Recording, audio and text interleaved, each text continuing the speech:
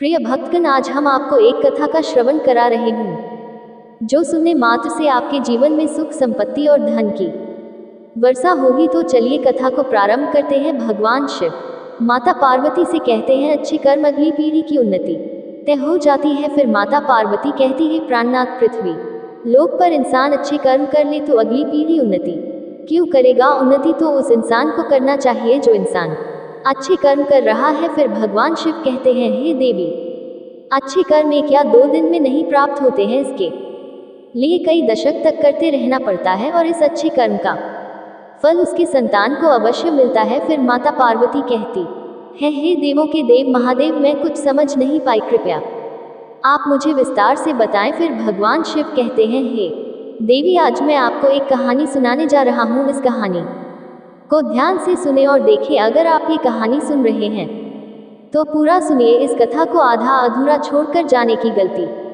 मत करिएगा, क्योंकि इस पवित्र कथा को पूरा सुनने से मन चाहा फल की प्राप्ति होगी। इसलिए इस कथा को पूरा सुने।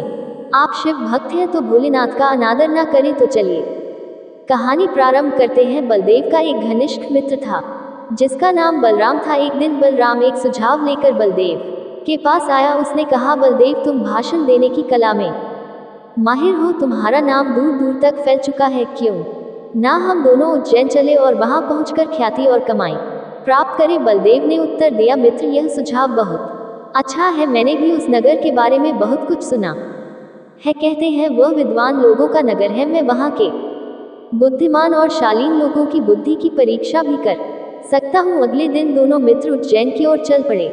जब वे नगर की सीमा में पहुंचे तो उन्हें नदी के किनारे एक स्त्री कपड़े धोती हुई दिखाई दी। बलराम ने कहा, मित्र, चलो इस स्त्री के पास चलकर नगर में ठहरने के लिए उचित स्थान का पता लगाते हैं। बलदेव ने सहमति जताई। ठीक कहते हो, यह तो हमारी पहली जरूरत है। दोनों उस स्त्री के पास पहुंचे। बलराम ने उस स्त्री से पूछा, देवी, क्या आप हमें बता सकती है कि यहाँ यात्रियों के ठहरने का स्थान कहाँ है। स्त्री बोली, मैं ये तो जानूं कि बदक समुद्र तट पर, मछलियाँ जल में और भंवरे कमल पुष्प में रहते हैं, पर यात्री कहाँ ठहरते हैं यह मुझे बिल्कुल नहीं पता। स्त्री का उत्तर सुनकर दोनों मित्र एक दूसरे का मुंह देखने लगे। फिर बलराम बोला, कुछ समझे मित्र, यह स्त्री कह रही है कि इसे यात्रियों के ठहरने के स्थान के बारे में कुछ नहीं मालूम। बलदेव कुछ खींच भरे स्वर में बोला, अजीब स्त्री है। हमने तो इससे एक सीधा साधा प्रश्न पूछा था और इसने मछली, बतख और भंवरे की कहानी सुना डाली। यह सीधे साधे ढंग से भी मना कर सकती थी। चलो आगे चलते हैं। आगे चलकर किसी अन्य व्यक्ति से पता पूछेंगे। दोनों मित्र आगे बढ़ चले। कुछ दूर आगे जाकर उन्हें एक मकान के बाहर दरवाजे पर बैठा एक बालक दिखाई दिया। उसके सामने गर्म भात की थाली रखी थी। वह बालक थाली की ओर देखता हुआ रो रहा था। उसे देखकर बलराम कहने लगा, बलदेव, इस मूर्ख बालक को तो देखो, इसके सामने इतना स्वादिष्ट और ताज़ा भोजन रखा हुआ है, फिर भी यह उस भोजन को खाने के बजाय सिर्फ रोए जा रहा है। ठीक कहते हो मित्र, सचमुच यह बालक मूर्ख ही है। भला इतनी स्वादिष्ट भोजन को पाकर भी कोई रोता कैसे है। बलदेव ने बलराम की बात से सहमत होते हुए कहा। उन दोनों की बातें सुनकर बालक खिलखिला कर हंस पड़ा। ये देखकर दोनों चौंक पड़े। बालक बोला, मूर्ख मैं नहीं, मूर्ख तो तुम दोनों हो जो इतना भी नहीं जानते कि मैं किस लिए रो रहा था। मुझे खाने के लिए भात ठंडा होने का इंतजार है। रोने से मेरा गला साफ हो जाएगा और फेफड़ों की कसरत भी हो जाएगी, जिससे खाना जल्दी बचेगा। तुम तो ठहरे ठेठ गवा, तुम जैसे देहाती भला इस बात को कैसे समझ पाएंगे। दोनों मित्र बालक की चतुराई देखकर हैरान रह गए। बलराम कहने लगा, मित्र, यहाँ तो एक से बढ़कर एक मिल रहे हैं। पहले उस कपड़े धोने वाली स्त्री ने संकेत दिया और अब यह बालक हमें बुद्धू ठहरा रहा है।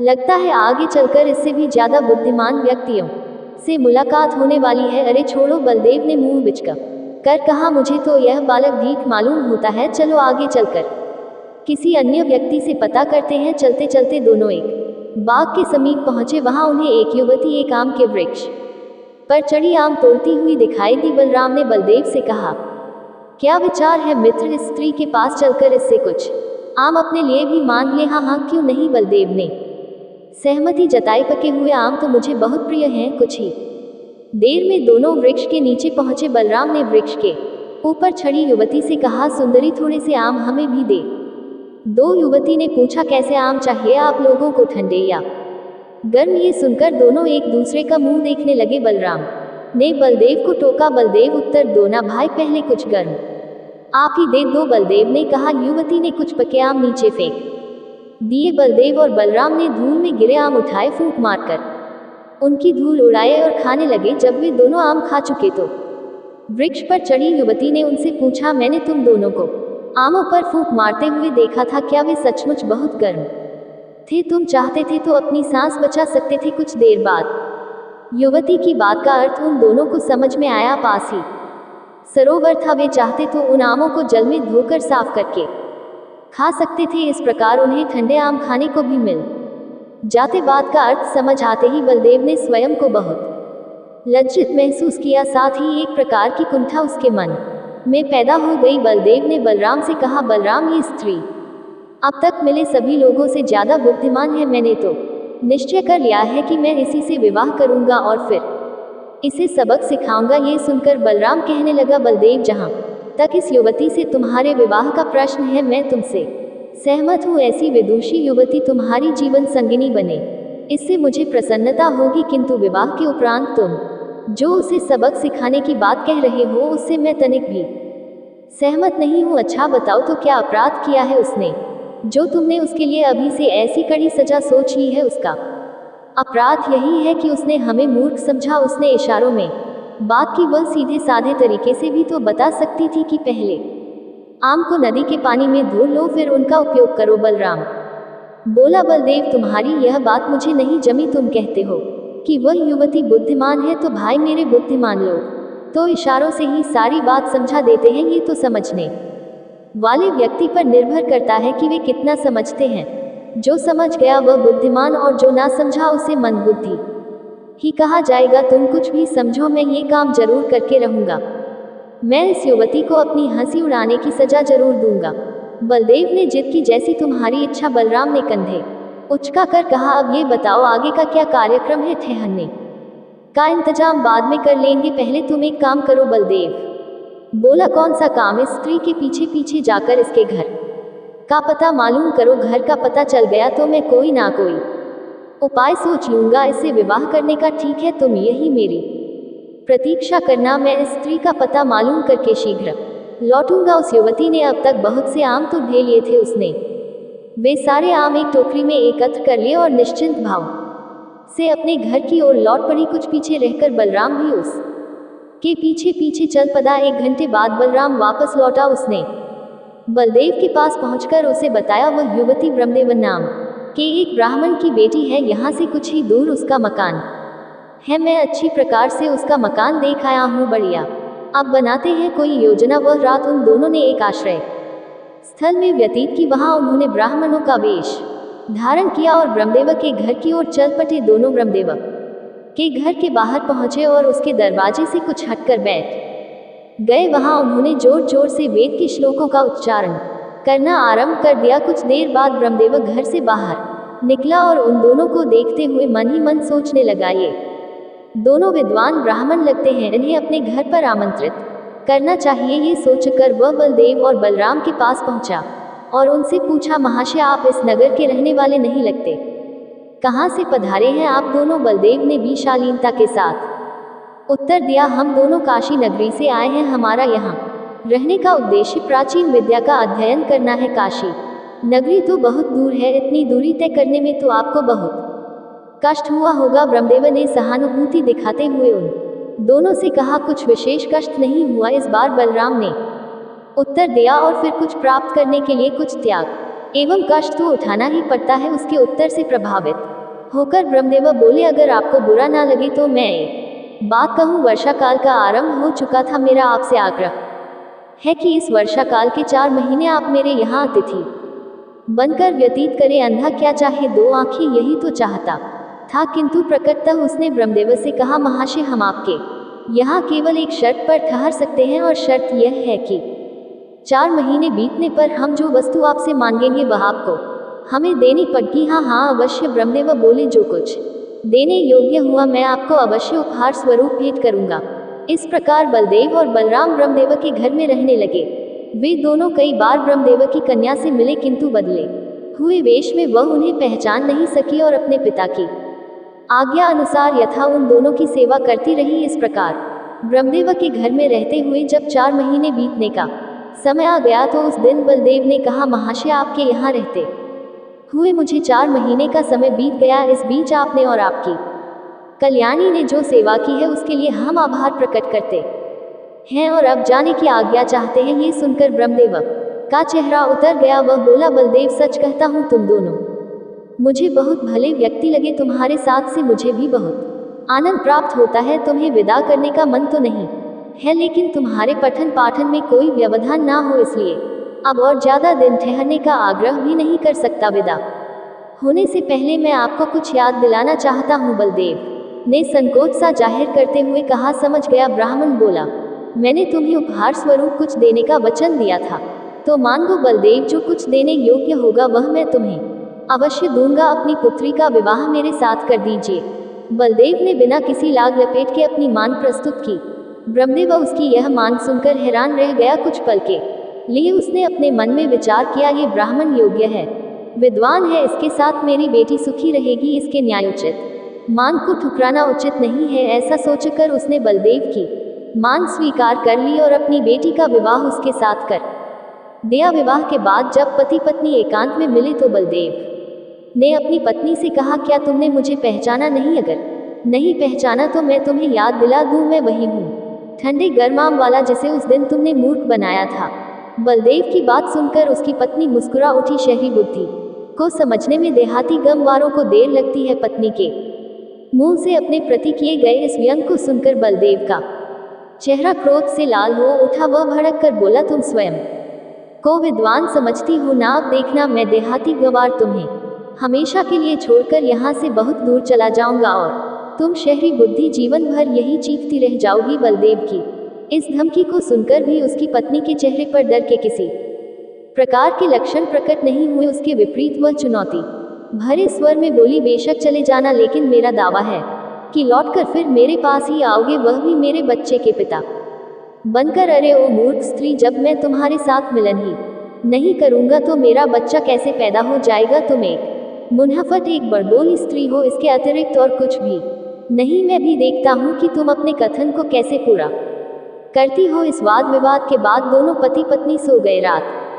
के अंतिम पहर में बलदेव धीरे से उठा। उसने अपनी जेब से वह अंगूठी निकाली जिस पर उसका नाम खुदा हुआ था और आहिस्ता से अपनी पत्नी की उंगली में पहना दी। फिर वह दबे पांव घर से बाहर निकल आया। योजना के अनुसार बलराम वहां पहले से ही मौजूद था। दोनों तेजी से काशी की ओर चल पड़े। अगली सुबह जब बलदेव की पत्नी जागी तो उसने अपने पति को बिस्तर से गायब पाया। उसने घर के दूसरे कमरों में उसकी तलाश की, लेकिन जब वह उसे कहीं नहीं दिखाई दिया तो वह समझ गई कि उसके पति ने अपनी धमकी पूरी कर ली है, वह उसे छोड़कर चला गया है। तब वह व्यथित होकर बैठ गई और विचार करने लगी कि किस प्रकार उसे अपने पति को वापस लाना है। अचानक उसकी निगाह अपनी उंगली में पहनी हुई अंगूठी पर पड़ी। उंगली पर बलदेव का नाम खुदा हुआ था। ये देखकर एक विचार उसके मन में आया, इस अंगूठी पर उनका नाम खुदा है, साथ ही उनके शहर का नाम भी खुदा हुआ है। वे जरूर अपने नगर को ही गए होंगे। अब मैं वहां जाकर उन्हें बताऊंगी कि मैं भी मजाक नहीं कर रही थी। ऐसा विचार कर वह अपने पिता के पास पहुंची और ब्रह्मदेव से कहा, पिताजी, मेरा पति मेरा त्याग करके यहाँ से चले गए हैं। अब मैं यहाँ नहीं रहना चाहती। मैं तीर्थ यात्रा पर जाना चाहती हूँ ताकि इस अप्रिय घटना को भूल सकूं। पिता अपनी बेटी की मानसिक व्यथा को समझ गया।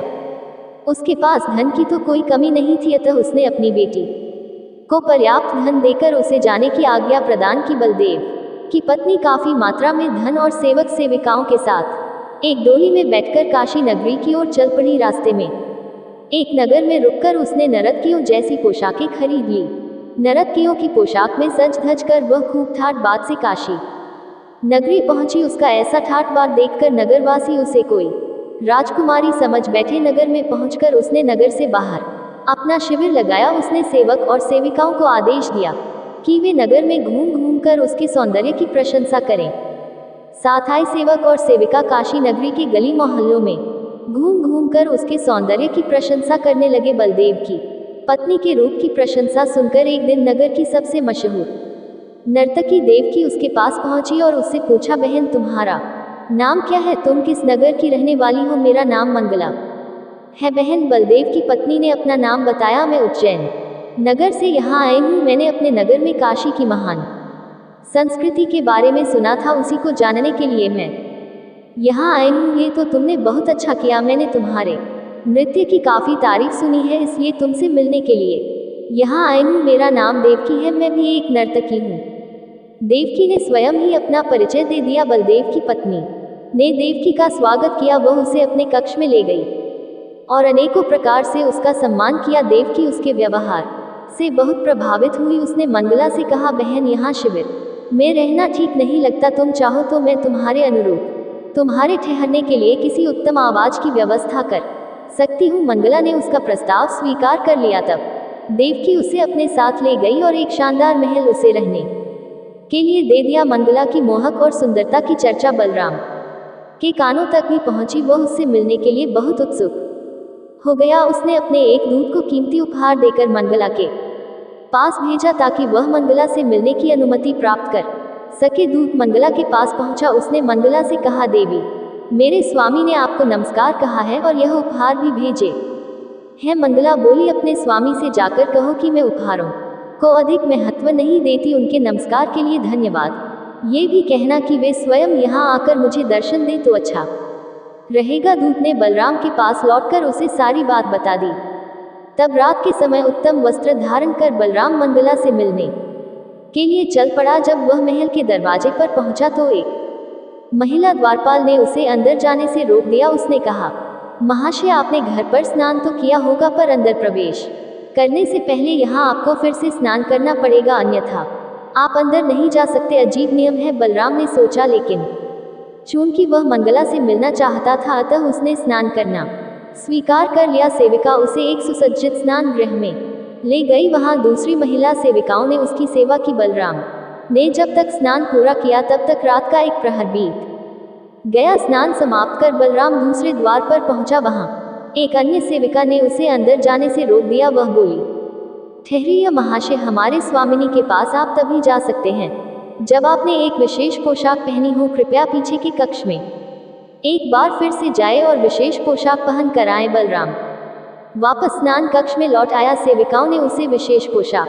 पहनने के लिए दी। इस प्रक्रिया में रात का दूसरा प्रहर भी बीत गया। तीसरे द्वार पर उसे स्वादिष्ट भोजन करने के लिए कहा गया। इससे बलराम को और भी देरी हो गई और रात का तीसरा पहर भी समाप्त हो गया। जब बलराम मंगला से मिलने के लिए उसके निजी कक्ष के चौथे और आखिरी द्वार पर पहुंचा तो महिला द्वारपाल ने उसे रूखेपन से रोक दिया। वह बोली, एक सज्जन आदमी होकर आप एक स्त्री से रात के इस पहर में मिलना चाहते हैं? चले जाए महाशय, वरना आप अपने सिर पर मुसीबत मोल ले लेंगे। उदास बलराम घर लौट आया। बिस्तर पर लेटकर सोचने लगा, लगता है देवी मंगला को धूर्त बुद्धि का वरदान प्राप्त है, तभी उसने इतनी चतुराई से मुझे वापस लौटा दिया। यही सोचता हुआ वह सो गया। अगले दिन उसने अपने मित्र बलदेव को ये घटना सुनाई। सुनकर बलदेव ने कहा, मित्र, एक सामान्य नर्तकी ने तुम्हें अपमानित कर दिया। मैं कसम खाता हूँ कि इस अपमान का बदला उस नर्तकी से अवश्य चुकाऊंगा।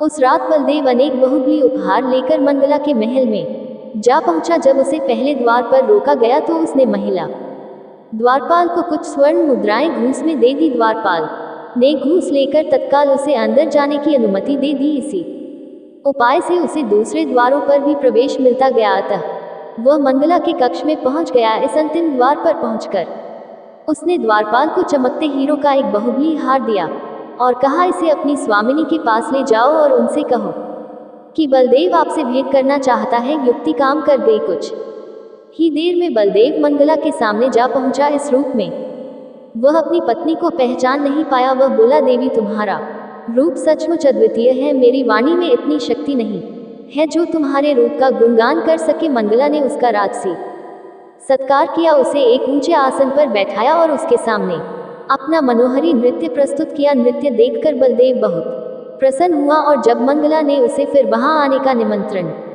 दिया तो उसकी खुशी का ठिकाना न रहा। उस दिन के बाद बलदेव प्रायः नित्य प्रति मंगला के पास पहुंचने लगा। तब एक दिन मंगला ने उससे कहा, बलदेव, मैं यहाँ सिर्फ अपनी कलाओं का प्रदर्शन करने के लिए नहीं आई थी, बल्कि मेरे यहाँ आने का उद्देश्य अपने लिए किसी योग्य वर को खोजना भी था। आज मेरी ये तलाश पूरी हो गई। मैंने तुम्हें अपना जीवन साथी चुन लिया है। बताओ, करोगे मेरे साथ विवाह? बलदेव तो पहले से ही उसके रूप पर मर्मित था। उसने तत्काल सहमति व्यक्त कर दी। मंगला और बलदेव का विवाह हो गया और वह मंगला के साथ ही उसके महल में रहने लगा। जब कुछ दिन बीत गए तो एक दिन मंगला ने सोचा, मैं जिस उद्देश्य के लिए यहाँ आई थी वह उद्देश्य पूरा हो गया। बलदेव का अंश मेरे शरीर में आ चुका है। अब मुझे वापस उज्जैन लौट जाना चाहिए। ऐसा सोचकर उस चतुर स्त्री ने अगले दिन बलदेव से कहा, स्वामी, मुझे अपने राजा का संदेश मिला है। उसने मुझे तुरंत अपने नगर पहुंचने का आदेश दिया है। क्या तुम चली जाओगी? बलदेव ने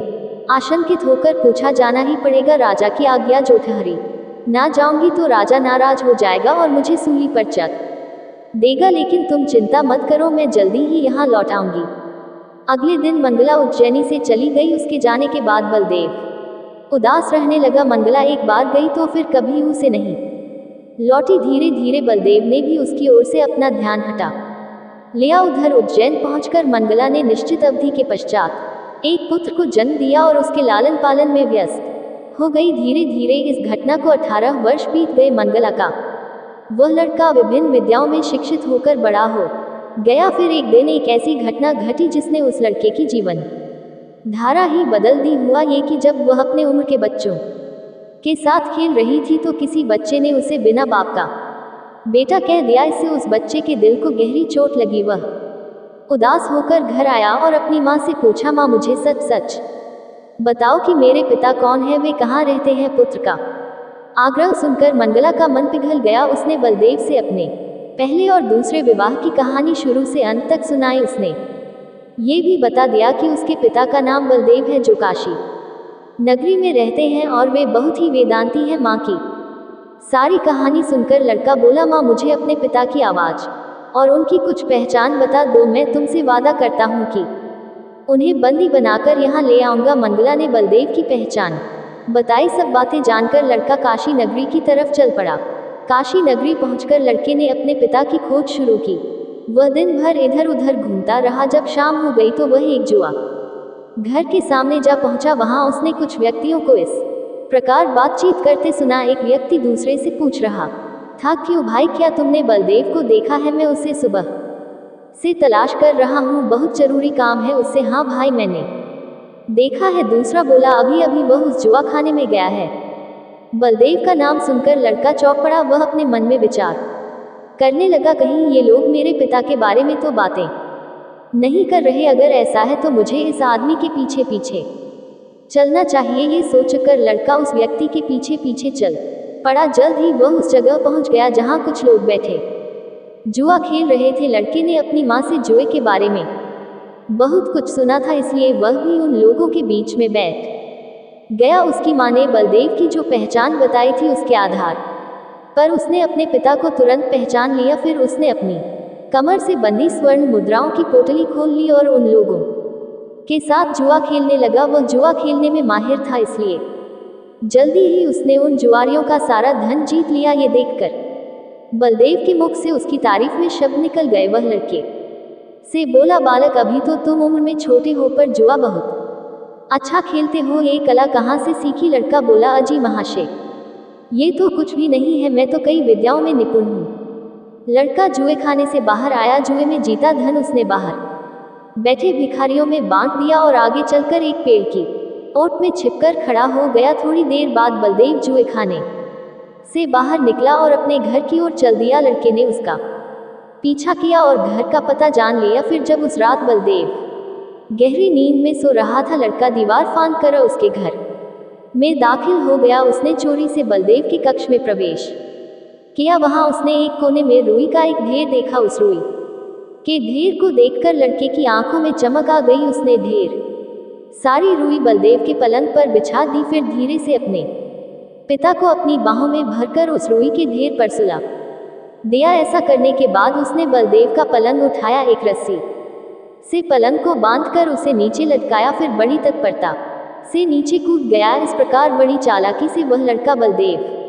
का पलंग उड़ाकर ले गया। अगली सुबह जब बलदेव की आंख खुली तो वह दुख, हैरानी और लज्जा से भर उठा। अरे ये क्या हो गया, मैं सोता ही रह गया और कोई चोर मेरे नीचे से पलंग चुरा कर ले गया। अब तो मुझे सोने के लिए नया पलंग खरीदना पड़ेगा। दोपहर के समय बलदेव नया पलंग खरीदने बाजार पहुंचा।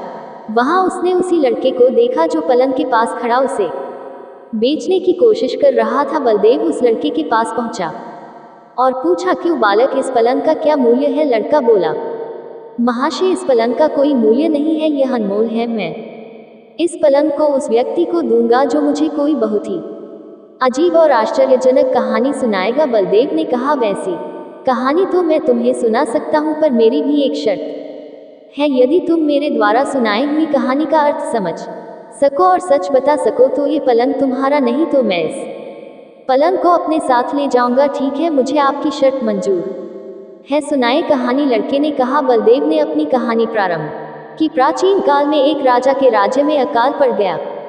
उसने सूअर की प्रेमिका को सांपों के रथ से और पानी की बौछार से ढक दिया। इस प्रकार से उत्पन्न अन्न से राजा ने अकाल को समाप्त कर दिया। ये पहेली सुनकर बलदेव ने लड़के से पूछा, अब तुम बताओ कि इस पहेली जैसी कहानी का क्या अर्थ है? लड़का मुस्कुराकर बोला, इसका अर्थ तो बहुत आसान है। सांपों के रथ का अर्थ है बादल, स्वर की प्रेमिका धरती है, क्योंकि वह भगवान शिव को उनके सोमवा में बहुत प्रिय थी। इसलिए आप कहना चाहते हैं कि राजा ने वर्षा द्वारा धरती पर अन्न उगाया था। बलदेव लड़के की तीव्र बुद्धिमत्ता पर हैरान रह गया। तब लड़के ने कहा, अब मैं आपको एक अनोखी कहानी सुनाता हूँ। अगर आप इसे समझकर सच बता सके तो यह पलंग आपका होगा, नहीं तो आप मेरे सेवक बनकर रहेंगे। बलदेव ने सहमति जताई और कहा, ठीक है, मुझे तुम्हारी यह शर्त मंजूर है। लड़का कहने लगा, बहुत पहले इस धरती पर एक अद्वितीय लड़का पैदा हुआ। जैसे ही वह पैदा हुआ उसने अपने भार से धरती को हिला दिया। जब वह बड़ा हुआ तो उसने दूसरी दुनिया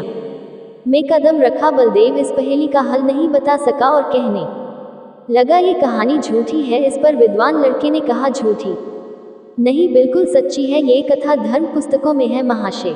क्या भगवान विष्णु ने वामन अवतार में बौने का रूप धारण कर धरती को नाप पाया नहीं था? फिर अपने विराट रूप से उन्होंने आकाश में कदम नहीं रखा था। बलदेव चुप हो गया। लड़के ने बिल्कुल सही विवरण दिया था। बलदेव को चुप देखकर लड़का बोला, महाशय, आप मुझसे हार गए। अब आप हथियार डाल दीजिए और मेरे सेवक बनकर चलिए। वचन से बंधा बलदेव लड़के के साथ उज्जैन नगरी जा पहुंचा। लड़का बलदेव को सीधा अपनी मां के पास ले गया। ये देखकर बलदेव को अत्यंत हैरानी हुई कि उस लड़के की मां उसकी परित्यक्ता पत्नी थी। उसके मुंह से बरबस निकल गया, अरे मंगला, तुम हो इस लड़के की मां? मंगला बोली, हाँ, मैं वही मंगला हूँ, तुम्हारी पत्नी जिसे तुम छोड़कर चले गए थे। याद है मैंने क्या प्रतिज्ञा की थी? मैंने कहा था कि तुम जहां भी जाओगे लौटकर मेरे पास ही आओगे, और वह भी मेरे बेटे के पिता बनकर। आज मेरी प्रतिज्ञा पूरी हुई, लेकिन मेरा तो तुम्हारे साथ समागम ही नहीं हुआ था। मधु यामिनी की वह रात तो हमने वाद विवाद करने में ही बिता दी थी। तब फिर ये लड़का, फिर भी ये तुम्हारा ही पुत्र है। याद करो, काशी नगरी में आई उस नर्तकी मंगल में वही नर्तकी ही तो थी। अपनी पत्नी की सारी बातें जानकर बलदेव के मन का संताप हो गया। उसने वहां पहुंचकर अपने बेटे को अपनी बाहों में भर लिया और उस पर अपनी ममता बरसाने लगा। मंगला ने उससे पूछा, अब तो कभी हमें छोड़कर नहीं जाओगे? बलदेव ने मुस्कुराते हुए कहा, हरगिज नहीं, जाना भी चाहूं तब भी नहीं जा पाऊंगा। मेरे बेटे ने मुझे शास्त्रार्थ में जीतकर अपना सेवक जो बना लिया है। बलदेव की इस बात पर तीनों ने मिलकर एक जोरदार ठहाका लगाया, जिससे वातावरण गूंज उठा। इतना कहकर भगवान शिव इस कहानी को समाप्त करते हैं। इस वीडियो को बोलते समय कोई त्रुटि हो तो मैं क्षमा चाहती हूँ। उम्मीद है आप सभी को यह वीडियो अच्छी लगी होगी। अगर आप शिव के सच्चे भक्त हैं तो चैनल को सब्सक्राइब और वीडियो को लाइक करके कमेंट में हर हर महादेव लिख दीजिए।